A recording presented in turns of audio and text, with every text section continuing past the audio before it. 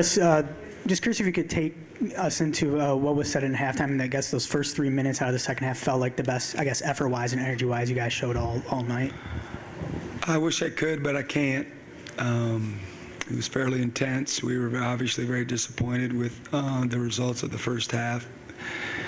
Just surprised by our lack of urgency, if you will. We got some veteran guys. They've been there, done that. Really thought we could lean on them a little bit going into this type of environment, and we just didn't. We just were on our heels. We were on our toes. We let them dictate everything. Just got behind and couldn't wait to get to halftime. Chris, I know it's 3 straight games now where we all have allowed 70-plus points. I know one of those came in a win, but have you pinpointed something that's maybe slacked off a bit with y'all's defense in the last few games? Well, we're playing better teams. That's certainly a part of it. We've had some great opponents already in the early part of the SEC season, and that's what happens.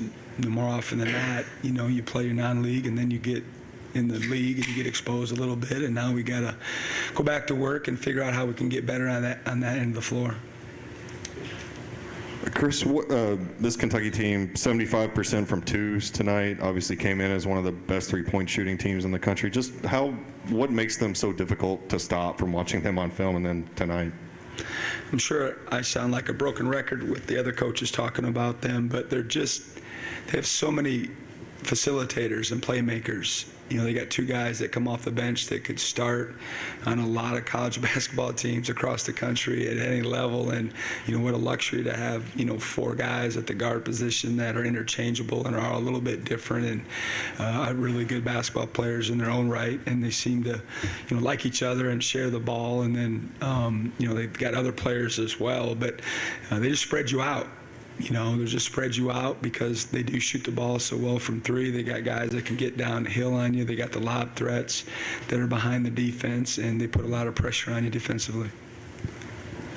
Chris, going back to that first question, I guess, how concerning is it that you're getting sort of that energy and the, being on your heels, I guess, feel from a team that has so many veteran guys and that have been around these situations before and all that in their career? I'm not. Just one game on the road. You've seen us enough. That isn't always the situation. For whatever reason it was tonight, I was surprised, disappointed, but I don't think it'll continue to happen. Chris, going into tonight, Kentucky was struggling a little bit guarding the pick and roll and then perimeter defense. What did you see from that on tape, and what adjustments did they make to have some more success there tonight? Yeah, I'd have to watch the tape to talk about any adjustments that they made, in that particular part of the game. But, pick and roll is such a big part of basketball now. Everybody's doing it, and we certainly, tried to get into that as well. And we had some good plays, some bad plays. Anyone else?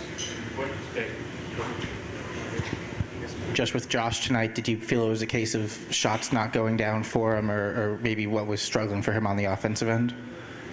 I'm not in their team room, so I don't know what their plan was, but from where I stood, I thought they were very attentive to Josh, rightfully so, and I'm sure he was pretty high up on the scouting report, and it seemed like when he got the ball, they were trying to, take away his space, and then when there's any sort of ball screen, they were staying as long as they needed to make sure he wasn't getting a shot off, and, they just did a good job on him. They did a good job on him, and for whatever reason, he could never get it going, and, he's had some great games for us. He's been a guy that we've leaned on to score, and when, he doesn't have a great night, we're not as good a basketball team.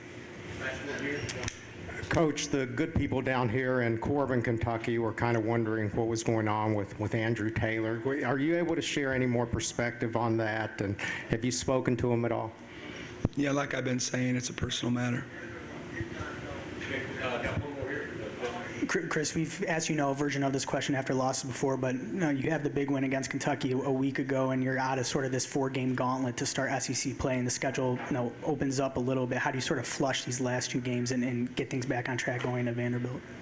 We beat Tennessee last week, not Kentucky. That's what I meant. That's just the way it is. You have to. You don't have a choice. You dwell on it too long, it becomes a problem. We got to certainly sit in it for a while, but on the way home, we'll always start working on our next opponent, which is Vanderbilt on Saturday. And this is only my second go-around in the league, but it's unforgiving, and you can't dwell too long. You've got to learn, grow, and flush it, like you said, and move on. Thank you. Thank you very much.